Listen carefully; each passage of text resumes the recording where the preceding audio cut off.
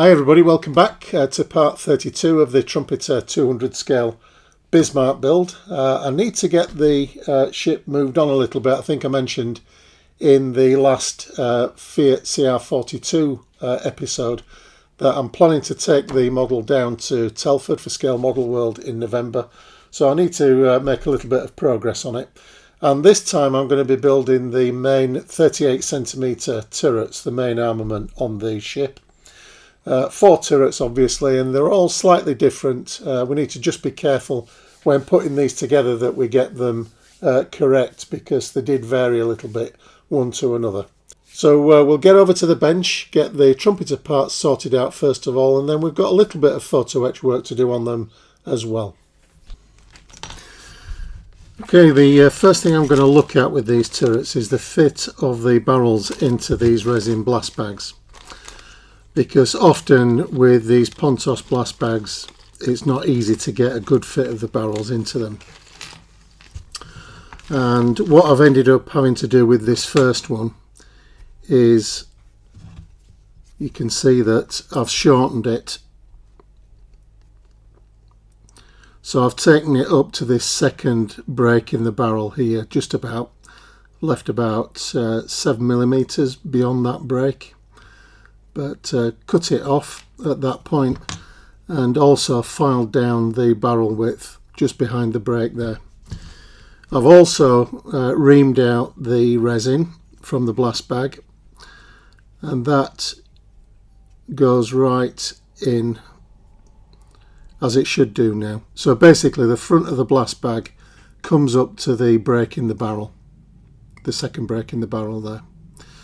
So I'm going to do that with all 8 of these, and then I'll get them glued into position.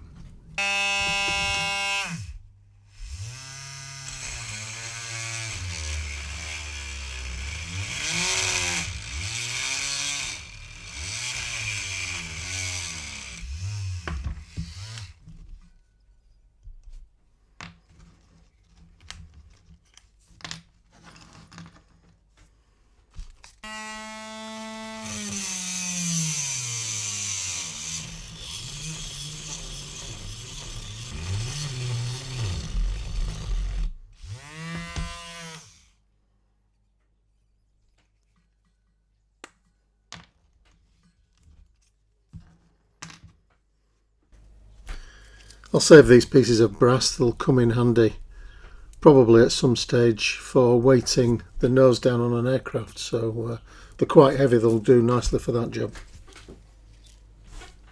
Onto the blast bags now. So we need to just cut off the casting plug, and it's fairly obvious where the cut needs to be made.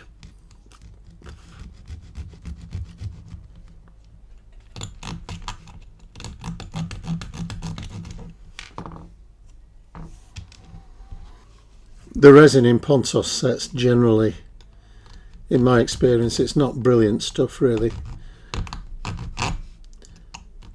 but for blast bags we can touch these in anyway and just mould them in a little bit where they don't fit quite precisely enough.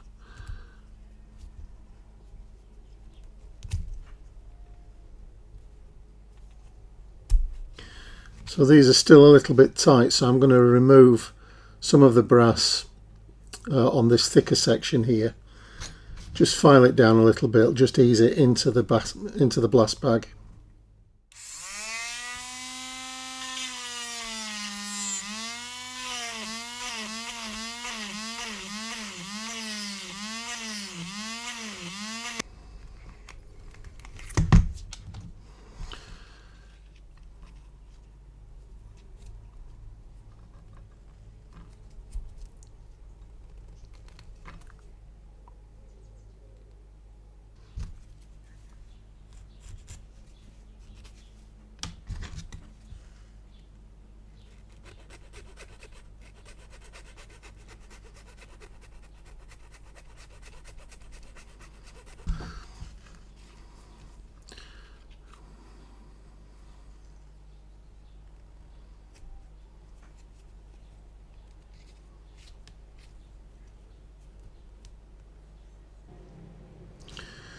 So basically here there isn't a one size fits all. You've got to match each blast bag to its own barrel until you get the correct fit.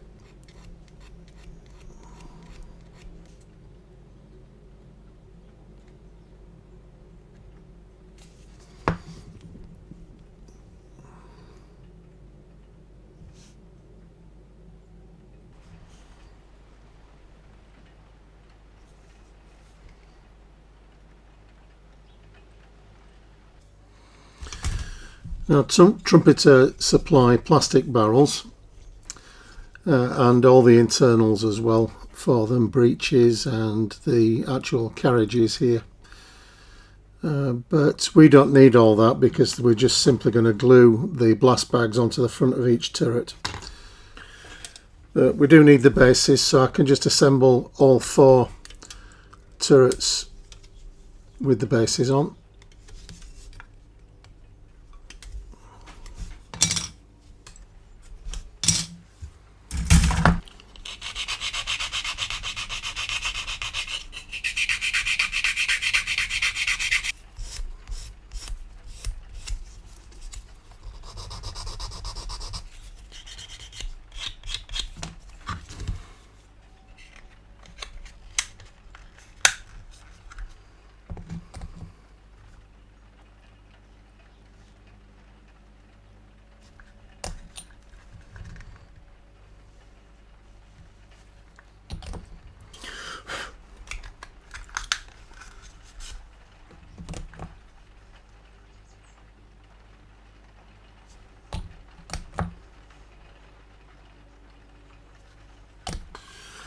Next I'll mark up the turrets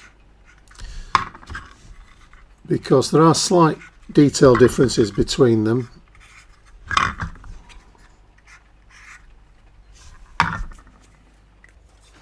So the first difference we see is on A turret or Anton, where the rangefinders were removed in January 1941 and just blanked off with these plates.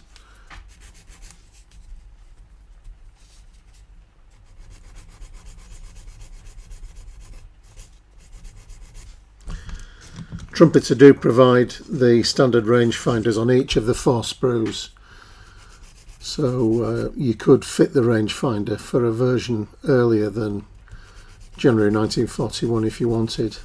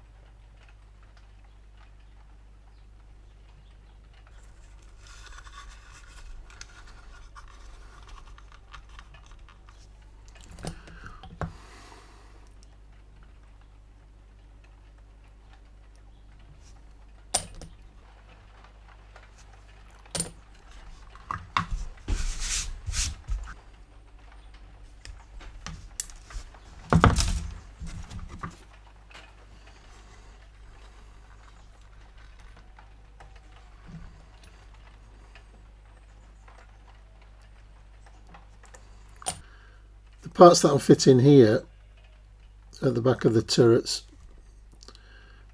were vents that were actually smoke outlets, presumably to allow any cordite inside the turret to vent outside.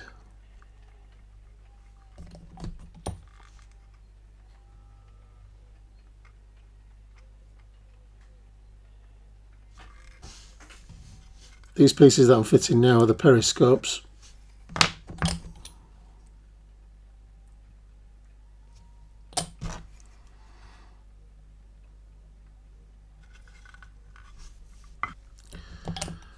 If you're wondering what's happened about the ship's boats after the problem that I identified in the last episode, hopefully there's some good news about that, or there will be. One of my viewers, Ron, contacted me to offer his help with that, so hopefully we might have a solution to that problem that I identified in the episode that I did last time about the last of the ship's boats.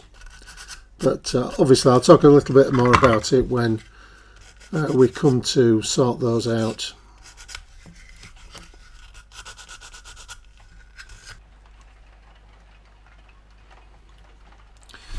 These blast bags are actually paired. I'm not sure that Pontos identify that fact in the instructions, but they are slightly different shapes, so we've got 4 of each. Well, at least I hope we've got 4 of each.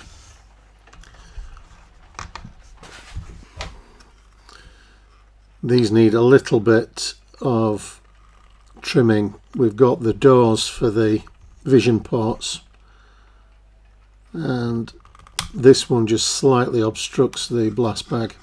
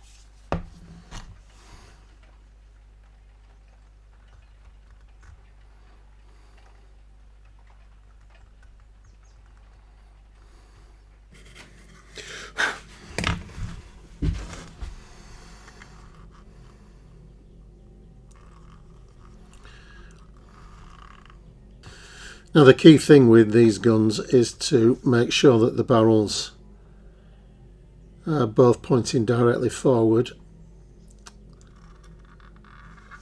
and to try and get them parallel.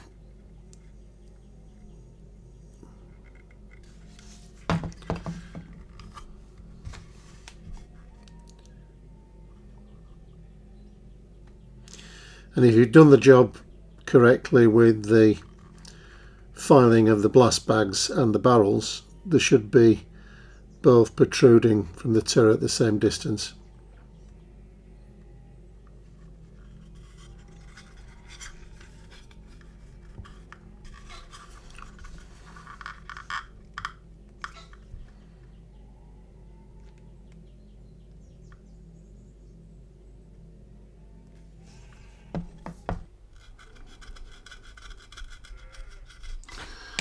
Okay, so I've just tidied up around these blast bags just to blend them in a little bit.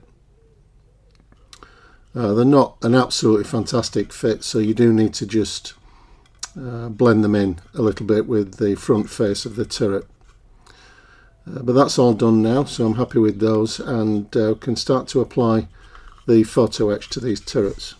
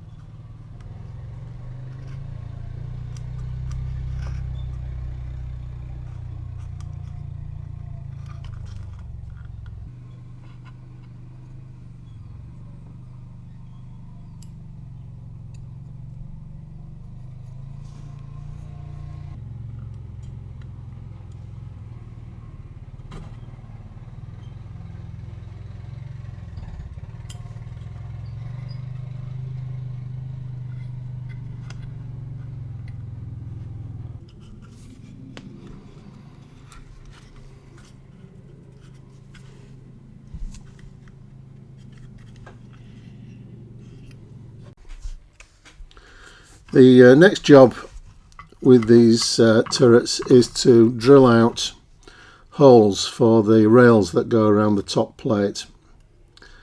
And to do that, Pontos supply this template, this drilling template.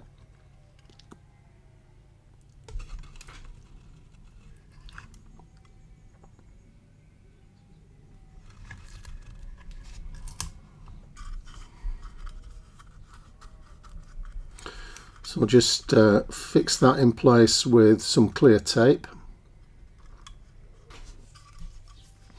And actually, rather than drill these, I've found that the best way is just to mark them with a sharp needle.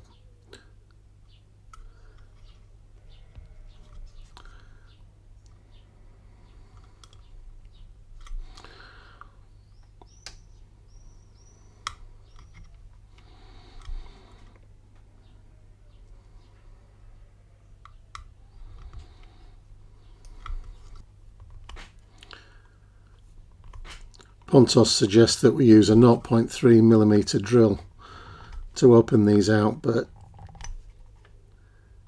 in practice these holes that you can make with a needle are quite enough to attach the photo edge.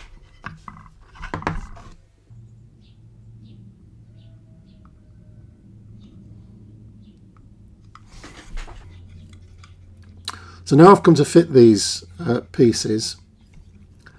I've worked out what they actually are. They're folded stanchions.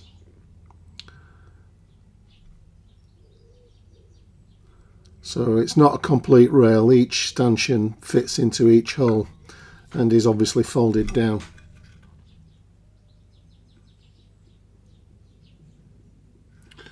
So there's quite a bit of work ahead to fit all these.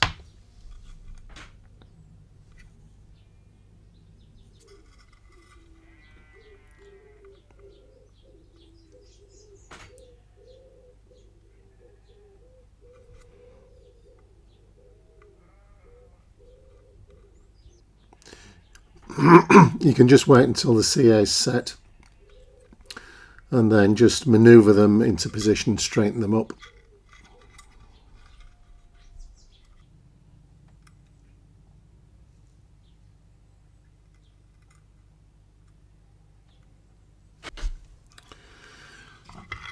So this is where it's just as well to be aware of the turrets that you're working on because of those differences that I mentioned at the beginning. So in this case we're working on turrets A and C, Anton and Caesar. They've got the same configuration, so I'm going to repeat the fitting of these folded stanchions on this turret.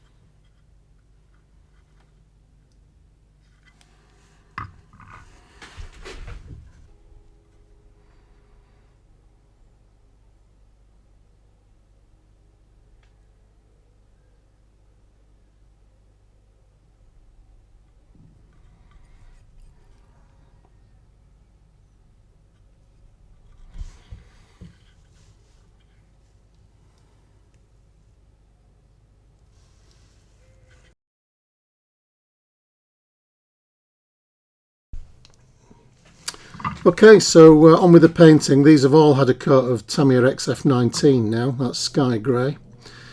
And whilst I was doing that, I was thinking about the best way to mask these turret tops off.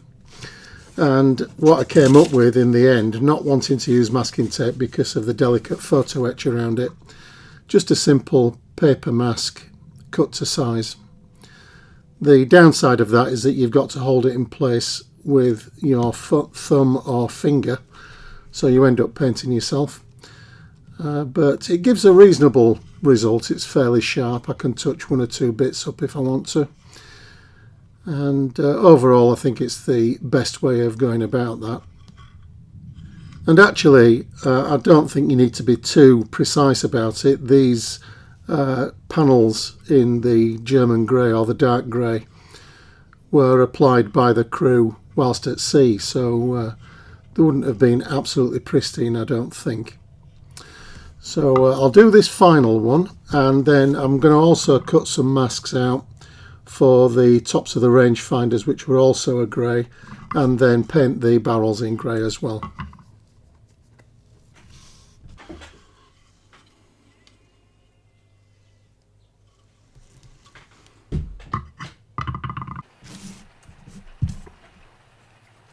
I've risked a little bit of masking here on the bases of the turret, and that's because there's just enough space to get some 6mm tape in between the mast edge and the awning rail at the side. The thing that you have to be careful of is not to pull the ladder off.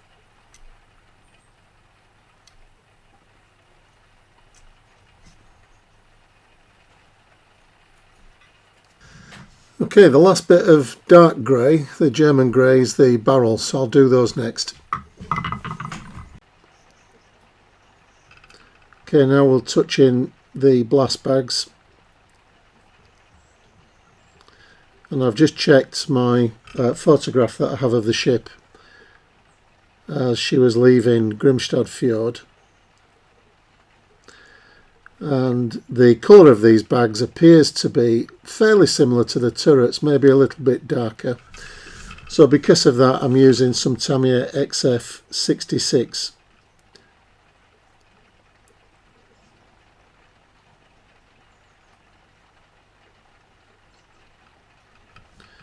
And that just gives a little bit of contrast to the superstructure colour. One thing that's for sure on the photograph is that the blast bags are not white.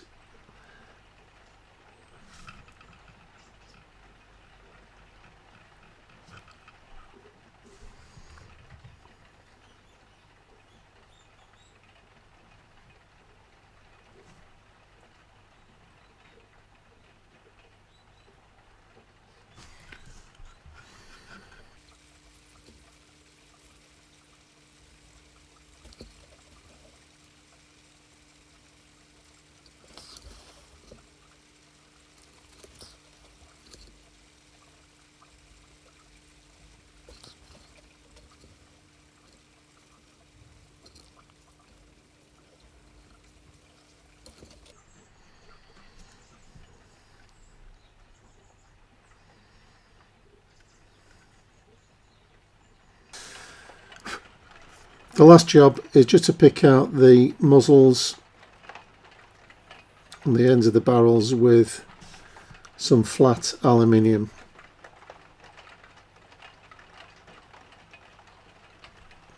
Just the very ends of the barrel.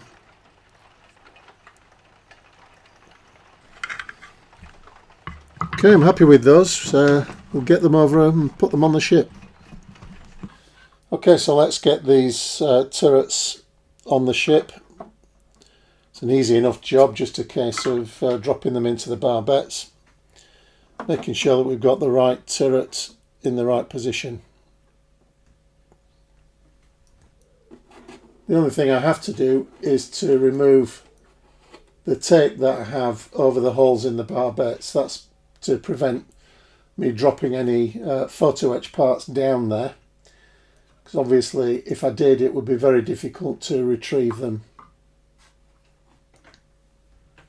So just make sure we get the right turret in the right position.